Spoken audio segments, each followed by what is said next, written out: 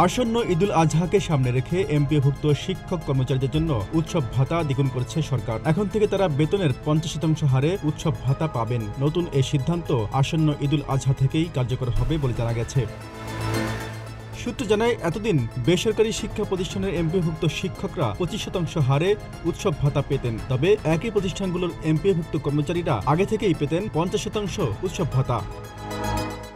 সম্প্রতি স্থানীয় সরকার ও পল্লী উন্নয়ন উপদেষ্টা আসিফ মাহমুদ সজীব ভুঁইয়া সামাজিক যোগাযোগ মাধ্যমে দেওয়া এক পোস্টেও এই তথ্য জানিয়েছেন। তিনি বলেন, শিক্ষকদের দীর্ঘদিনের দাবি ও বর্তমান বাস্তবতা বিবেচনায় এই সিদ্ধান্ত নেওয়া হয়েছে। শিক্ষা মন্ত্রণালয়ের মাধ্যমিক ও উচ্চশিক্ষা বিভাগ সূত্র জানিয়েছে, উৎসব ভাতা বাড়ানোর কারণে প্রতিটি ঈদ উপলক্ষে সরকারকে অতিরিক্ত 229 কোটি টাকা ব্যয় করতে হবে। সারা দেশে 5 লাখের মতো শিক্ষক কর্মচারী এমপিওভুক্ত আছেন, যারা মূল বেতন ছাড়াও সরকারের কাছ থেকে বাড়ি ভাড়া, চিকিৎসা ও অন্যান্য ভাতা পেয়ে থাকেন। Z news, Dhaka.